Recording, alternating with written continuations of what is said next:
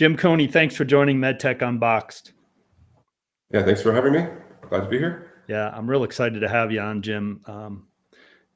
I'm from a long lineage of technical in my family. My grandfather was a welding engineer during World War II. My father, electrical engineer. My brother, way more hands-on than me, a tool and die builder. I'm a mechanical engineer. And my daughter graduated high school a couple of years ago.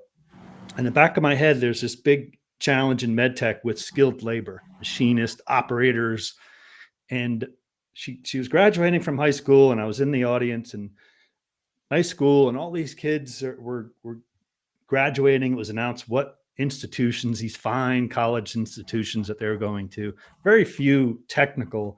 And then in the end, there were two kids. One was going to school at the technical college for welding, and another one wanted to learn CNC machining. And I felt like, giving them a standing ovation, right? And so there's, as I mentioned, there's this big gap with skilled trade. And I know that you've done a lot of work with apprenticeships and mentoring. And that podcast that you were on a couple months ago, the Making Chips, that was a great podcast, by the way. And I'm going to put a link so people can listen to it as kind of a basis for our discussion. But one of the things you talked about on that podcast, and if you can kind of add to a little bit, is under real stressful situations ramping up at Tesla, right? You put together an apprenticeship program because it's really hard, right, to find that type of labor in the Bay Area. So wanted to kind of talk about that experience and how you've maybe used those learnings for setting up apprenticeships or whatever program for where you are now at Neuralink. Okay, yeah, absolutely. So there is an obvious skills gap. There's nobody really getting into trades, which is unfortunate because, I've made a great living and I enjoy it. And yeah, it would just be great if more young people could get into this business. So as far as like starting an apprenticeship program at Tesla, we couldn't find workers, period. There have been some leftover employees that were there during the Toyota GM days. So they carried over and came into Tesla when they acquired that factory. But yeah, like there was no talent at all to pick from. So we just basically started this program where we would train people that were off the line, and we would turn them into, or like train them and give them the skills they needed to, carry on a trade. And it wasn't, we started off with the tool and die and the machining programs. And then eventually it went into other skill things like programming robot. And, there was a giant facilities team, so you could learn electrical and, all those things. And then, same thing carried on to Astra when I was working at Astra in a rocket factory where, again, in California, there's not a whole lot of aerospace machinists in that part of the world. So, I teamed up with one of the colleges, and I'd ask the instructors over there, like, who's your top people? Like, I'm desperate. Like, who's very trainable, who's willing to learn, who has an aptitude for this kind of stuff. And we interviewed some of the students over there, and we brought them on in Astra. And we started slow, like, we did some manual machining, and then put them on some like semi-automated machines, like a ProtoTrack or whatever, and then into the full blast CNC world. And again, we can use the same ideas and principles here at Neuralink. At Neuralink right now, we don't, to be honest, we don't have a lot of like junior people at Neuralink. I am getting my first summer intern this year. So we will have a junior person coming on and working in the shop for a summer job, and introducing this person more into the manufacturing world, which we're really excited about. And we do have a lot of junior engineers as well, and they're all excited about, learning machining and all that. So when they come into the shop, if they want to like kind of work on their parts and do some like entry-level machining, we have a pretty good team. So none of us mind helping out with that and like kind of mentoring and showing them how the right way to do things, and, not blowing stuff up. Not breaking stuff. Yeah. You said something earlier about, the rocket company and aerospace. At one point, California was probably the leading state for aerospace and defense, right? And I think maybe even Elon might have talked about that one on one of his podcasts, but it sounds like, over the years that's diminished radically, so that, the labor in that market is really diminished as well. Yeah, it is really tough. I mean,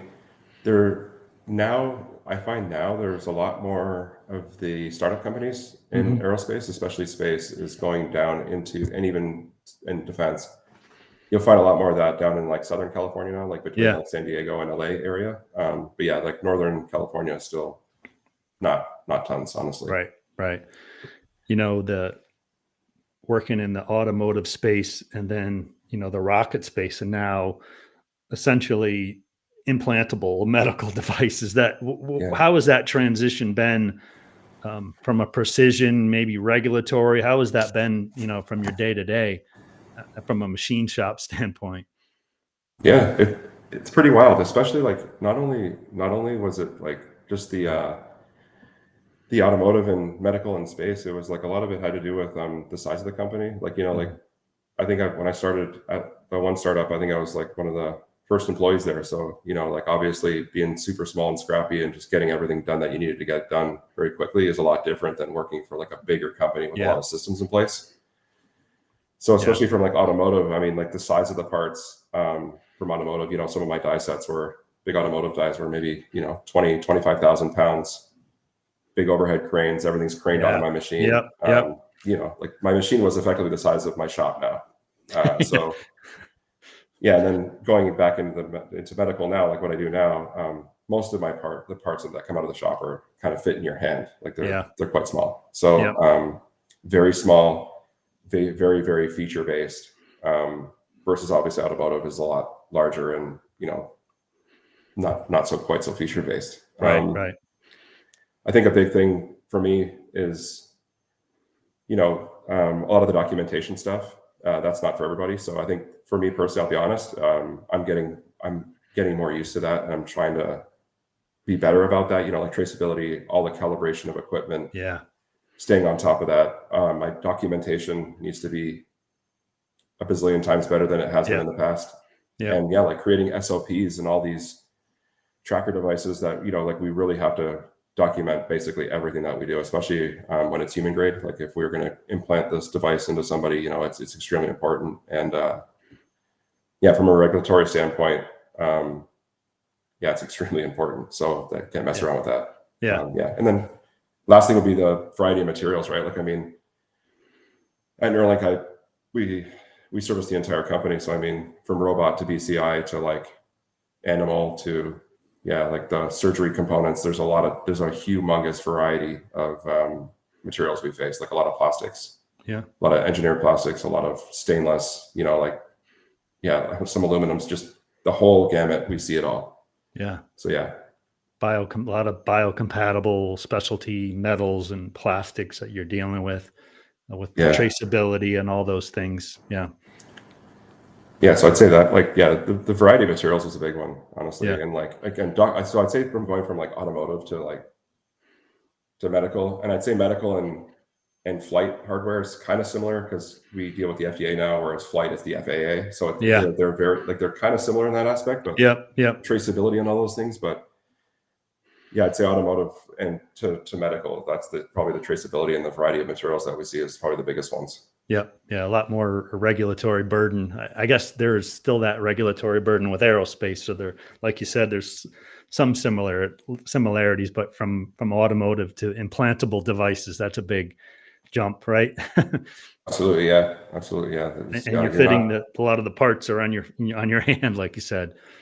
Yeah.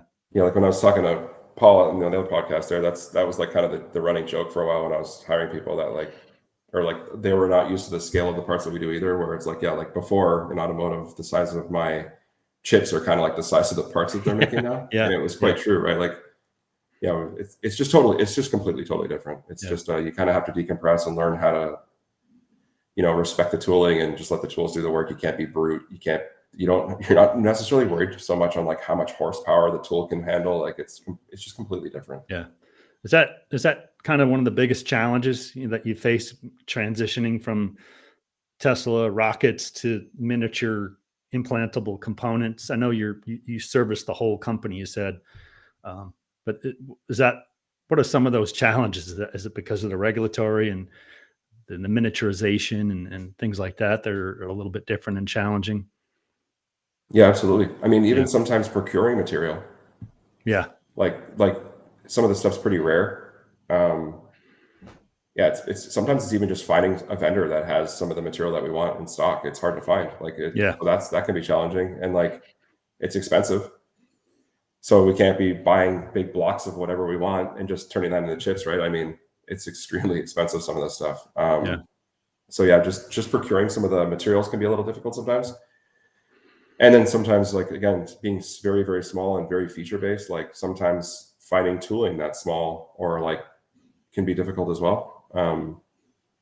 Yeah, sometimes we just have a hard time. Some the custom tooling might come into play, or we got to make some of our own stuff in house, like turning it down shanks on extremely really small baby tools. So yeah, I think that is it. Like yeah, just getting used to the scale was a big one. Yeah. Not only the tooling, but I would think, measuring these miniature micron size features within a part are also challenging. Yeah, that is. Like yeah, I started using a lot more optics, and Hmm. again, like guys that are a little bit older or whatever, I'm sure you've been kind of exposed, or you've even seen one would be like a shadow graph, Yep. where you'd hold up back in the day. Again, you're Yeah. Yeah. having like grinding back high speed steel or whatever, or you're trying to make some custom tooling, and you use a shadow graph to see if your forms are good or your whatever, and then fast forwarding now to this job, yeah, we do use a lot of optics. So some of the parts are so small that you can't really get in there and touch probe unless you have like a fixture. Sometimes the probes are even like the tiniest probes are still too big to get in there and do the features. So yeah, we Yeah. use a lot of optics now, which is honestly new to me. Hmm. Working at Neuralink, yeah, just to get in there and be able to measure the features is so small and they're so light that yeah, touch probe isn't always you can't always get away with that. Yeah. Yeah. You did mention that, I think, I was looking through your LinkedIn, and you talked about, you just mentioned about getting access, to specialty materials, and maybe buying such small volumes, it could be challenging. You talked about that on a LinkedIn issue about procurement issues, right? I mean, that seems like one of the bigger challenges, just to get these specialty materials so that you can Oh do the yeah, work. Yeah. absolutely. Yeah, sometimes we have to reach out to vendors and say like, I mean, could you imagine if you're like, hey, can you run me a batch of this material custom to what we want? It's Yeah. not cheap. But I mean, Yeah. again, with engineering constraints and what we do, it's not like there's not a lot of people making our product like products similar to ours. So I mean, Yeah. again, like vendors, they don't want to like they don't want to manufacture these materials and just have them sit on a shelf, right? So Yeah. sometimes we do have to go in and ask for specialty runs of specialty materials, which again is extremely expensive, but with the engineering constraints that we have to do it sometimes.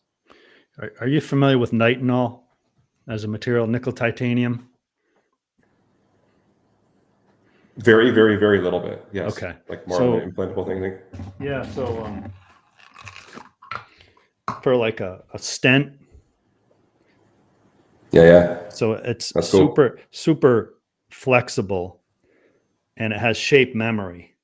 So you could crimp this down, load it into a sheath, and it'll always come out to its um, shape that it was set in. And so it's biocompatible, highly flexible, and it has this shape memory. And I did a podcast with a CEO of a company that's a major supplier of this material, and they do the processing for implantable stents and other devices. And he said that the use of this material, nitinol, nickel titanium, basically doubles every 5 years, Oh, wow. right? But he said the melters of this material, the people that provide this material, it's used so heavily in aerospace, and for medtech, it's not even a rounding error, right? Of how much volume they use compared to like aerospace. And so they came to the CEO and said, "Hey, it like I said, it's a rounding error. We're not going to supply anymore." He's like, "Hold on, time out here. You know how many people's lives we save? I know it's not a lot of material, but we have major medical device companies that use this for devices, stents, for opening arteries that are occluded, to save people's lives." And so they had to really do some work to negotiate so they could still supply the material. But Right. that's another example of just, like you're saying, some of these materials are hard to get, and because you're using so little of it for medical, it's like it's not enough. Some of the vendors are like, "Hey, dude, it's not enough volume for me to do this." So you have to work out these special deals and arrangements and huge price increases just to get it. So Yeah. I No, can see what absolutely. you're Yeah. saying. Yeah, yeah. Well, yeah. Keep an eye out for that material, nickel titanium nitinol. It's a magical Nitinol, yeah. material, and it's used a lot in med tech. So it's Okay. Right and on. I hear people are trying to figure out how to machine it, but it's very difficult to machine because it's so gummy. Yes, I'll bet. Yeah. Yeah, That would be nasty. yeah. I'm besides the podcast, I host these panel events, MPP, medical processing panel events, and I'm having one in the Boston area in June. And one of the panels is nitinol, and it's from melting ingot to the tube gun drilling, laser processing, passivating, electropolishing, the whole value chain. And so we're going to have experts to talk about each one of those. And so, Nice. yeah, I'll send you that clip. I think you'll be interested in learning about it because That'd be cool. Yeah. I bet it'll come up at some point for you. Yeah. That'd be Somebody cool. will Yeah, say, absolutely. hey, Jim, can you machine nitinol? And you'll be like, what is nitinol? But now you'll Yeah. maybe have you'll be able to say no because. Yeah. Yeah. No, thank you. So Cool. let's move on. I wanted to kind of we talked about some of these challenges with materials and these smaller parts, and I did a podcast. This is a while back with a gentleman called Adam Steege from Trio Labs in North Carolina, and they do metal 3D printing. And he was telling me how they can get to tolerances of like 1,000 or less, 5 micron resolution, and like a surface finish of RA32 out of the box. And I was like, wow. So I wanted to, that's a great, I think, bridge technology before you have to go full scale to machining. And I wanted to get your thoughts on that if you can. I'm not sure if you have any experience in just from a high level, kind of this micro metal 3D printing as a tool to support R&D and prototypes. Absolutely. So yes, the last few companies I've worked at, we've definitely used printing, whether it's plastic or metal or anything in between for prototyping. I find it's a huge advantage when you're doing anything with a very, very organic shape that is going to be difficult to machine or maybe impossible to machine. Obviously, that's where you have massive benefit. But from a prototyping standpoint, yeah, like a lot of our people will do like a lot of fit checks and fitment checks and like things like that, or functionality tests with the different processes, or sorry, printing processes. Yeah. That way, when they come to the machine shop and say, okay, we've already done a couple of checks, we've done a couple of revs on this part, I think we're ready for machining now. Obviously, when it comes to my shops, it's more expensive, right? So I always ask like, oh, this is a pretty odd shape. It seems pretty peculiar. Like, what have you done to prototype before? We use the shop resources because the shop resources are very limited. We're very, very, very busy. Mm-hmm. So yeah, like if the engineer has, shown me some proofs of concepts and like some different things that they've done to, prove that their part's going to work, at that point, then they'll kick it over to the shop and then we'll make it out of whatever. Especially if we got to dip into the 4 and the 5th axis parts, like again, like those very, very organically shaped, difficult to program, difficult work holding, very time consuming parts. Mm-hmm. Again, taking away the capacity of the shop. I always try to lean towards like, have you printed that yet? Have you done any fit checks yet? What, do your due diligence before you come to the shop. And yeah, that's sort of what, yeah. Okay. Speaking of due diligence, there's a lot of talk about DFM, design for manufacturability. And, people could, SolidWorks or CAD, you can do wonderful things, right? But converting that to a machine component and even, like you said, some 3D printed components aren't machinable. So, I mean, I'm just wondering from a scaling to go to a prototype to production with a 3D printed part that might not be able to machine, you might have to do some design for manufacturability work with other groups, right? To come to some kind of compromise. Is that how you kind of handle that? Yeah. I mean, again, like the last couple of companies I've worked at, we're very, very R&D focused. Like they were very early on in their company's stages. So yes, DFM, especially from the machinists and working with the engineering teams, is like extremely important. And I mean, as I've been doing this more and more and more in my career, like I really hate that divide between engineering and machining. I mean, we all know what it is, but like I really try to like look at it as more of like a partnership, because again, like I'm not an engineer and they're not machining experts, so it's like, you know, you can do the work that you do, but at the end of the day, you need our help and we need your help. Like without you, we wouldn't have work, and without us, you wouldn't get your parts. So like I really, and then in saying that, yes, we do host a lot of like DFM chats at work, and you know, we have meetings on specific parts, especially with the junior engineers. Like again, we were talking about mentoring. I've heard from a lot of like seasoned, skilled mechanical engineers that like they really didn't understand how to design a part or where they were at in their career as far as like skill goes until they tried to manufacture their own parts. Because at that point you see like, oh man, I've been handing over some pretty nasty requests to the machine shops, and they might not be aware of like different features that if you just do this one little thing, it can really speed up programming, can speed up process. Again, like putting 90-degree holes internally inside a part is obviously not like, you know, if you have a squiggly little snaky hole inside a part, you obviously can't machine that. So how would you DFM it, or does it have to be that way? You know what I'm saying? So it is. And then again, that's amplified by a bazillion times as soon as you go to production, right? Like, I mean, to make one or two parts is usually not a big deal, but yeah, how are we going to fixture this? How are we going to make money on this part if we have to make a ton of these things? It's extremely important. Yes. Yeah, we run into that in MedTech for all these different processes, whether it's a molded part, you know, and can you make the mold, or an extruded part, you know, can you make the die tooling? You know, it's all, in many ways, it comes down to tooling, and can you make the tooling to actually make the part? And, you know, there's this huge need for more of this collaboration with engineers and manufacturing for design for manufacturability, to get to market quicker, and just to make everybody's life easier. Yeah, it's true. Absolutely. Yeah. Like, again, like I like to look at it more of like a partnership than like you're this and I'm that. It's like, again, that collaboration at work, it's extremely important. Right. Excellent.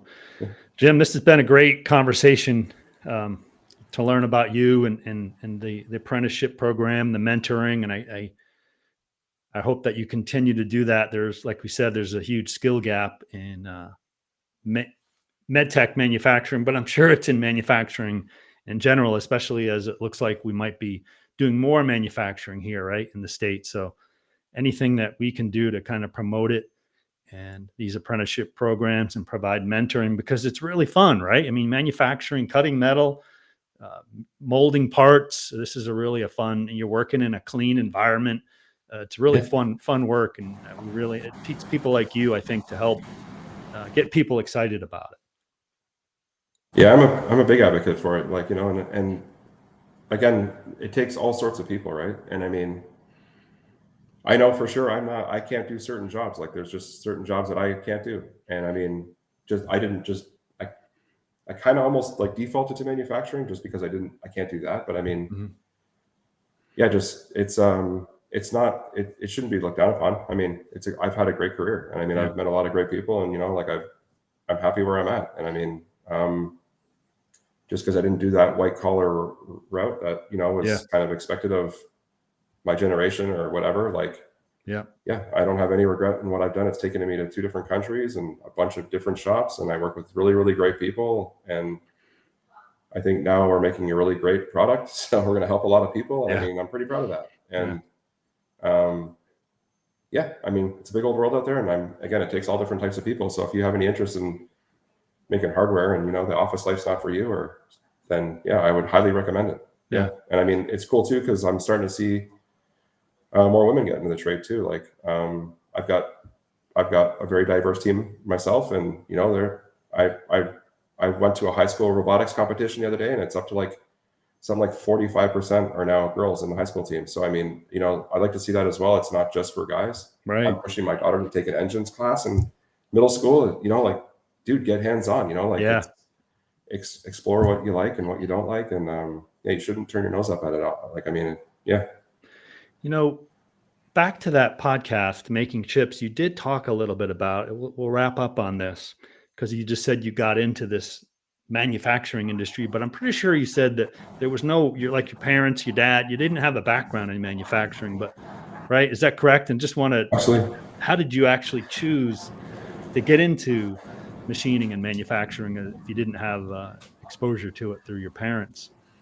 Yeah, that's a good question. So it almost kind of fell on my lap, and I'm really lucky it did because again, I was that cliche high school student, and I just wasn't doing very well in high school. Like, honestly, I struggled a lot. I couldn't pay attention. I was just a pain in the ass teenage boy. Yeah. And my interests were not in school. But when it was time to do manufacturing, I had they called it manufacturing, and it was a shop. And when I got to go to shop, that was one class I didn't mind attending, and I did really well in it. And yeah, I finished out my projects real quick, and I even took on extra projects, and I even still have a bottle opener that I still open beers with today. Like, I mean, I've had it for lots and lots and lots of years. And I had a guidance counselor because, again, I'd spend quite a bit of time in the office, unfortunately. And she was like, "We have this co-op program for you. Why don't you just try and go get a full-time gig in a shop during school hours? And we'll see how that works out. Like, you're doing well in this. So why don't we focus on that? Let's focus on what you're good at, not what you're bad at." And I'm and honestly, I'm so fortunate for this because, again, I went to that co-op. I got a job in a local shop. And yeah, I got hired in that shop right out of high school. And again, I have not stopped. I've not stopped working in the shop for since 1998. So I mean, I'm so lucky that I mean, I don't know what my life would be like today, honestly, if those two people didn't say "Hey, dude, why don't you try this? Why don't you focus on this?" I say that to my wife sometimes too. Like, where this trade has taken me and my family is unbelievable. So if I wasn't doing this, I really don't know. I have literally no idea what I would do or where I would end up. Yeah. Kudos to your guidance counselor, right? For identifying what your strengths and weaknesses were and promoting, encouraging you to kind of follow what you're good at, right? Who knows like you said, who knows where you'd be right now? I'm sure you'd be successful, but go ahead. But you know what I mean?